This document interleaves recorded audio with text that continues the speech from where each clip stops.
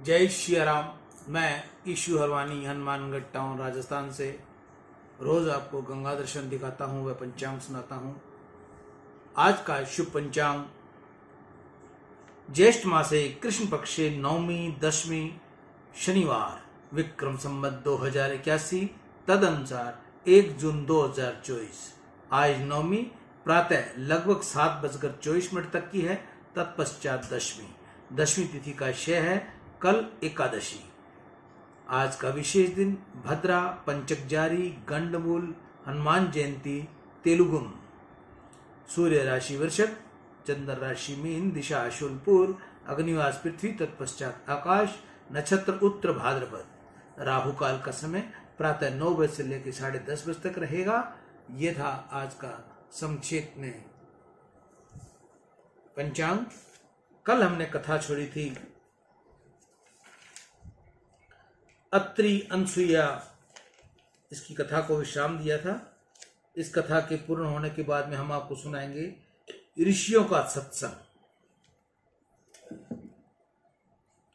पीछे तो अनसुईया ने सीता जी को 2 दिव्य कुंडल दिए और 2 दिव्य वस्त्र दिए। ये ऐसे दिव्य वस्त्र थे कि जो किसी दिन भी नहीं बिगड़ते, स्नान करने पर भी गीले नहीं होते। भविष्य के लिए ही ये तैयारी थी। पीछे जब सीता जी लंका में अशोक वन में थी तब ये वस्त्र इनको बहुत उपयोगी सिद्ध हुए।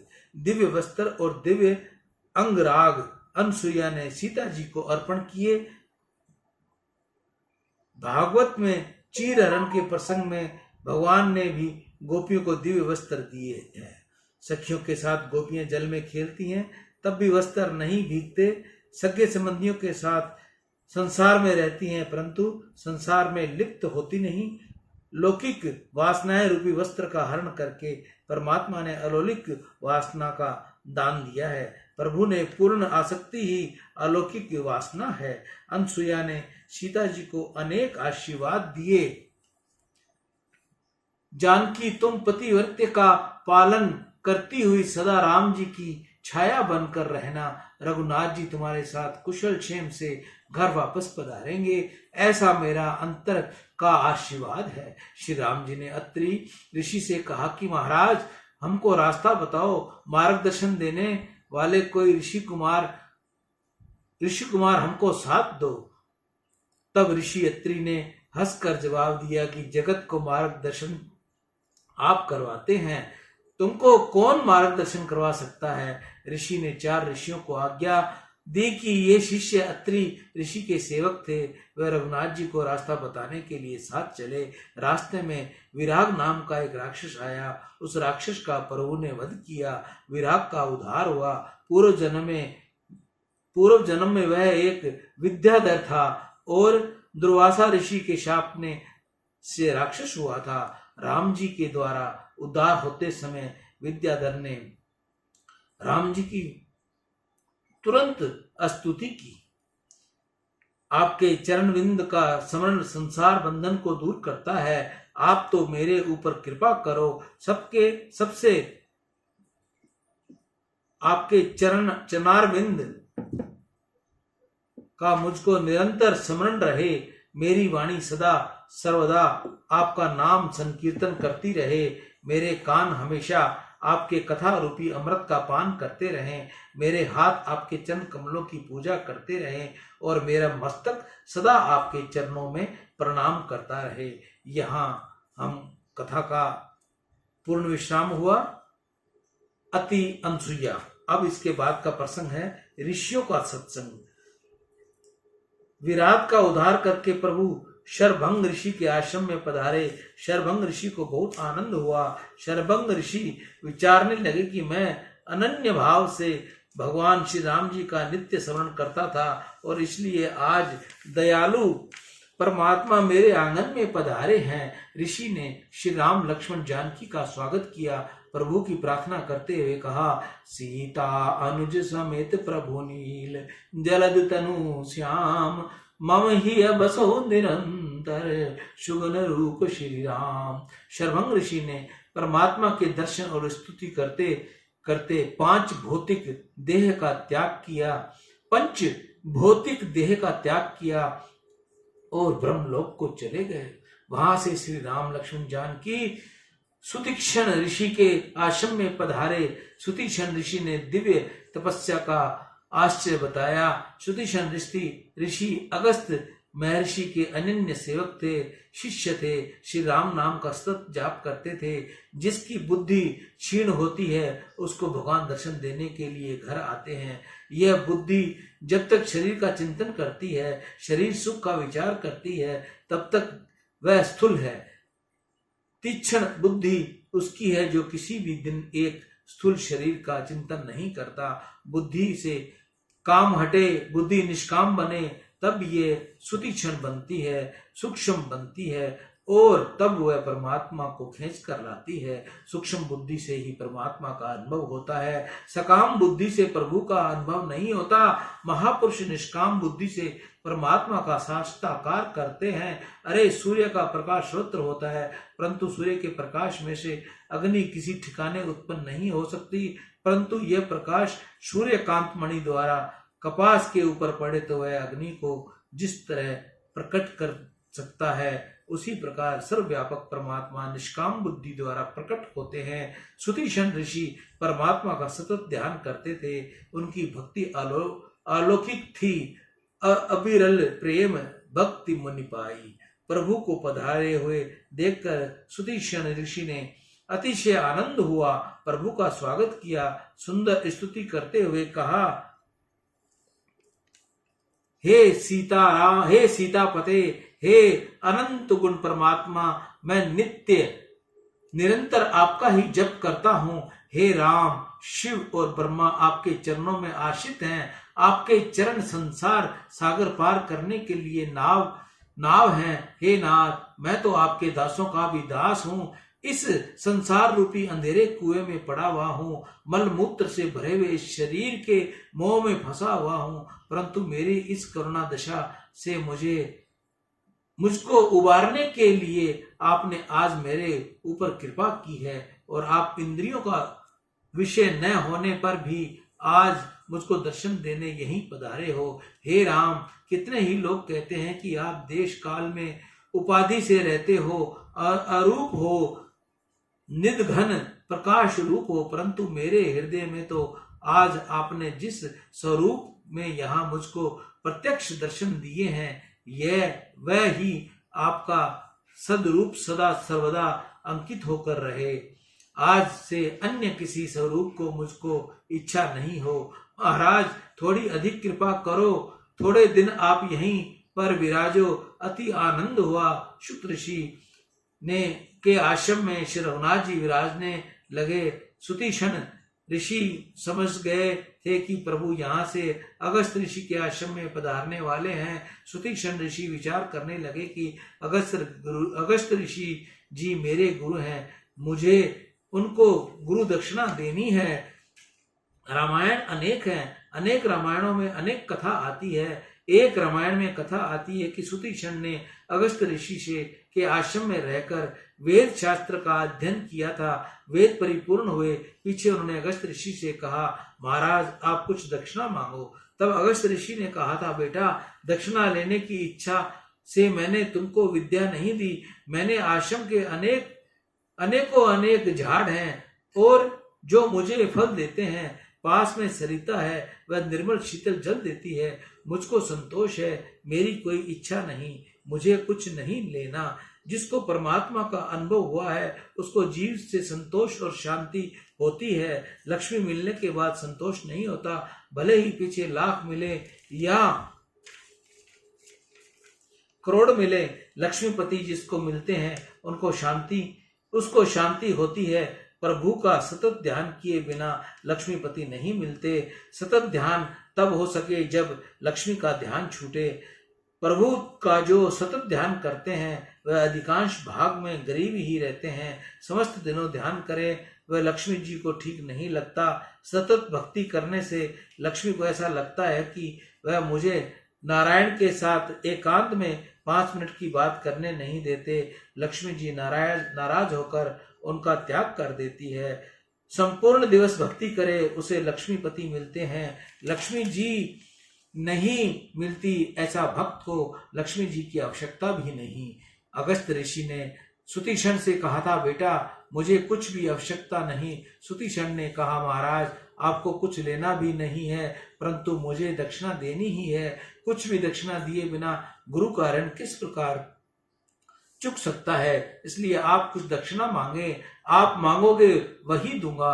अगस्त जी बोले, जो मांगूंगा वही दोगे। भाई तुम में शक्ति हो तो तुम मुझे श्री राम के दर्शन करा दे, यही मेरी दक्षिणा है।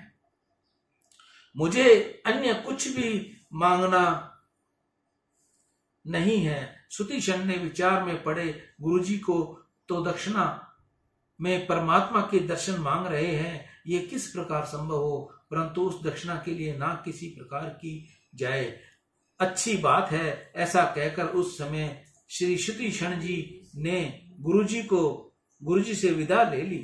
अब आज जब सुतीक्षण जान गए कि मेरे आश्रम में राम जी अगस्त ऋषि के आश्रम में पधारने वाले हैं, तब उन्होंने विचार किया कि मैं साथ साथ जाऊं और गुरुजी से कहूं कि तुम्हारी दक्षिणा देने के लिए आया हूं। श्री राम अगस्त ऋषि के आश्रम में पधारने वाले ही हैं, मुझे दक्षिणा चुकानी है, इसलिए मेरा काम भी बन जाएगा। सुतीक्षण ने भगवान से प्रार्थना की, प्रभु मुझे भी साथ ले चलो।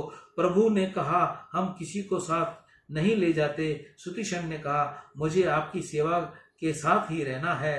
राम जी तो समझते ही थे कि ये सेवा के लिए नहीं चल रहा, ये तो गुरु दक्षिणा चुकाने के लिए चलता है। इसकी बहुत इच्छा है तो भले ही चले। प्रभु ने सहमति दे दी। उससे सुतीक्षण जी को अतिशय आनंद हुआ। वाल्मीकि जी ने वर्णन किया है कि शरभंग, सुतीक्षण आदि एक एक ऋषि के आश्रम में थोड़े थोड़े दिन निवास करते हुए रघुनाथ जी आगे पधारे। अब अगस्त ऋषि के आश्रम में जाने को निकले हैं। सुतीक्षण ने पीछे श्री राम लक्ष्मण जानकी चलने लगे। अब अगस्त ऋषि के आश्रम में जा पहुंचे। श्री राम लक्ष्मण जानकी आश्रम के बाहर विराजने लगे और सुतीक्षण दौड़ते हुए आश्रम में गए। अंदर जाकर गुरुदेव को साष्टांग वंदन किया। उस समय महर्षि अगस्त शिष्यों को श्री राम मंत्र का अर्थ समझा रहे थे। ये अग्नि का बीज है, मैं कार का ये चंद्र का बीज है। अग्नि जलाने का काम आती है, इसलिए श्री राम नाम में रै का सतत अनुसंधान रखने वाले को पाप भस्म होते हैं। सूर्य नारायण अर्थात ए आकार बुद्धि को शुद्ध करते हैं और चंद्र आकार शीतलता देते हैं, शांति देते हैं, आनंद देते हैं। ओंकार की जो महिमा है, ओंकार में जो दिव्य शक्ति है, वह महिमा वही दिव्य शक्ति राम नाम में है। सुतीक्षण ने साष्टांग वंदन करते हुए कहा, गुरुजी आप जिस राम के मंत्र का अर्थ शिष्यों को समझा रहे हो, आपने जो गुरुदक्षिणा मांगी थी, उस श्री राम जी को प्रत्यक्ष यहीं ले आया हूँ। गुरुजी अपने को गुरुदक्षिणा में केवल राम जी के दर्शन करवाने को कहा था, परंतु घने वर्ष हो गए मैं दक्षिणा चुका नहीं सका था और उसका ब्याज बढ़ गया था, इसलिए आज श्री सीता जी और श्री लक्ष्मण जी को भी साथ ले आया हूँ। आपने सीता जी के दर्शन की दक्षिणा तो मांगी नहीं थी, आपने तो श्री राम दर्शन की ही मांग की थी। मैं उसको सीता राम जी के दर्शन करवाता हूँ, साथ में लक्ष्मण जी के भी दर्शन करवाता हूँ। आज आपका ऋण ब्याज के साथ चुका गया। अगस्त जी ने सुना कि श्री राम लक्ष्मण जानकी पधारे हैं, उनको अतिशय आनंद हुआ। दौड़ते हुए बाहर रघुनाथ जी, लक्ष्मण जी और जानकी जी के से वंदन किया। ऋषि ने आशीर्वाद दिया, सबको आश्रम में ले गए। अगस्त ऋषि ने रामचंद्र जी से कहा, तुम्हारी कृपा जिस जीव के ऊपर होती है वही तुमको जान सकता है, और जिसे तुम्हारा बारंबार ज्ञान हो गया हो, जो तुमको बार बार जानता हो, वह फिर एक क्षण भी तुमसे अलग रह सकता नहीं। सोई जाने सोई देख जनाई, जानत तुम ही हो जाई। परमात्मा की कृपा के बिना प्रभु का ज्ञान होता नहीं, परंतु एक बार जो परमात्मा को बार बार जान ले, अनुभव कर ले, वह भगवान से अलग होता नहीं। परमात्मा के स्वरूप का ज्ञान अद्वितीय भाव से भरा हुआ है। परमात्मा का ज्ञान हो जाए तो ज्ञाता और ज्ञेय एक बन जाते हैं। सेवा स्मरण करने से तन्मयता होती है। ईश्वर का आप रोक्ष साक्षता साक्षात्कार होता है और उससे ही जीव ईश्वर में मिल जाता है। श्रुति वर्णन करती है कि उस समय में तू नहीं वर्तिकार ब्रह्मकार बन जाती है, सब में ईश्वर को देखने वाला समय ईश्वर बन जाता है।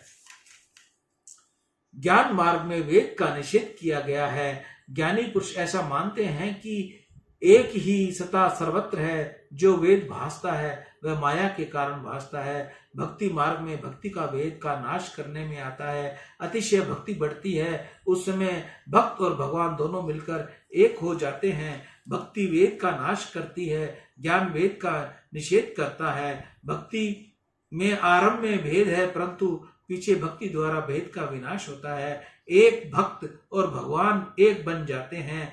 भक्त और ज्ञानी दोनों का ध्येय एक ही है, उपासना भिन्न है। ज्ञान में दृश्य का निषेध करना पड़ता है, जबकि भक्त कहता है जो दृश्य है वही भी भगवत स्वरूप है। ज्ञान मार्ग में दृष्टा की उपासना है, भक्ति मार्ग में दृश्य की उपासना है। ज्ञानी जगत को असत्य मानता है, भगवत जन जगत को सत्य मानते हैं। वैष्णव अनेक में एक वस्तु को देखता है। अनेक में एक वस्तु देखना ही भक्ति है, एक में अनेक देखना ही ज्ञान है। ज्ञान मार्ग में और भक्ति मार्ग में शब्द में थोड़ा फर्क है, थोड़ा भेद है, परंतु तत्व में भेद नहीं। दोनों की निष्ठा एक ही है, परंतु मार्ग अलग अलग है। दोनों का लक्ष्य एक है, साधन अलग अलग है। वेदांत का विवर्तवाद है और वैष्णव का परिणामवाद है। वेदांती विकृत ब्रह्म परिणामवाद में मानते हैं, वैष्णव अविकृत ब्रह्म परिणामवाद में मानता है। विवर्तवाद कहता है दूध का दही होता है, परंतु दही दूध नहीं। वैष्णव कहते हैं कि जगत में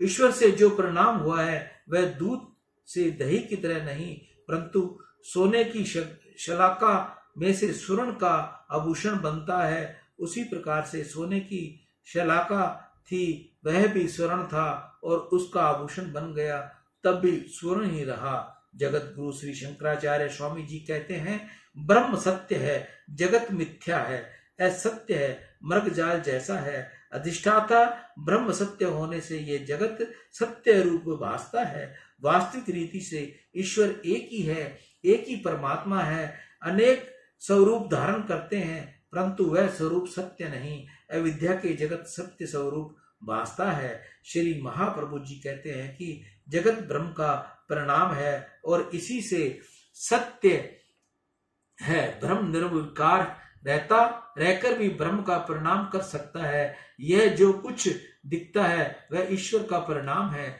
ब्रह्म ही अनेक स्वरूपों का परिमित होता है। ब्रह्म सत्य है और ब्रह्म के स्वरूप भी सत्य है। ज्ञानी परमहंस जगत को मिथ्या रूप से में देखते हैं। भगत परमहंस जगत को श्री सीताराम स्वरूप में सीताराम में देखते हैं। ज्ञानी पुरुष जगत को मिथ्या मानकर जगत के पदार्थों के साथ प्रेम नहीं करते, केवल ईश्वर के साथ प्रेम करते हैं। तब वैष्णव जगत को ब्रह्म रूप मानकर जगत के प्रत्येक पदार्थ को ब्रह्म रूप निहारते हैं और उनके साथ प्रेम करता है।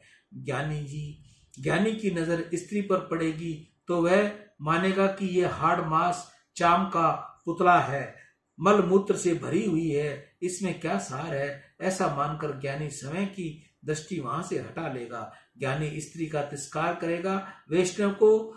वैष्णव स्त्री को सद्भाव से देखेगा। वैष्णव की नजर किसी स्त्री के ऊपर पड़ेगी तो उसको ऐसा लगेगा कि वह साक्षात लक्ष्मी है और ऐसा मानकर उसको नमन करेगा। अगस्त ऋषि ज्ञानी भक्त थे। श्री सीताराम जी वहां अस्थि का भारी समूह देखा, उनको आश्चर्य हुआ। उन्होंने ऋषियों से पूछा कि ये क्या है। तब ऋषि ने कहा राक्षस ऋषियों को मार डालते हैं, ये हाड़ मांस सब ऋषियों के हैं। यह देखकर और सुनकर मालिक की आंखें भीनी हो गई। श्री राम जी ने हाथ ऊंचे करके प्रतिज्ञा करते हुए बोले, मैं सब राक्षसों का विनाश करूंगा। इन राक्षसों ने ऋषियों को मारा है। अगस्त जी ने कहा, पास में गोदावरी के किनारे पंचवटी है, इस पंचवटी में आप निवास करो। जहि राघव भूभारत भूतम राक्षम मंडलम खरदूषण और तिश्रा इत्यादि अनेक राक्षसों का वही निवास है। आप इन राक्षसों का विनाश करें, पंचवटी में आपका अवतार कार्य सिद्ध होगा। सियावर राम जय जय राम, मेरे प्रभु राम जय जय राम। जय मंगल भवन अमंगल हारी, द्रवऊ सुदशरथ अजर बिहारी। दीन दयाल विरुद्ध संहारी, हरहु नाथ मम संकट भारी। ऋषियों का सत्संग आज यहाँ पूर्ण हुआ। कल का पाठ पंचवटी निवास। सियावर राम जय जय राम, मेरे प्रभु राम जय जय राम। मैं ईशु हरवानी हनुमानगढ़ टाउन राजस्थान से रोज आपको रामायण तत्व रामायण का प्रसंग सुनाता हूँ। उसमें कोई त्रुटि रह जाए, कोई गलती हो जाए, क्योंकि मैं अनपढ़ आदमी हूँ, त्रुटि होना संभव है, मुझे इतना ज्ञान नहीं। मैं अपनी बुद्धि से पूरी कोशिश करता हूँ कि मैं आपको शुद्ध रामायण सुनाऊं, फिर भी त्रुटियां बहुत होती हैं और हो जाती हैं। उसके लिए मैं आप सभी से क्षमा प्रार्थी हूँ। जिस माता बहन को तुलसी की असली माला चाहिए, जिस भाई को तुलसी की असली माला चाहिए, वह मुझसे संपर्क करें, मेरे को फोन करें। मैं आपको सेवा शुल्क के साथ आपको तुलसी उपलब्ध करवा दूंगा। जय श्री राम।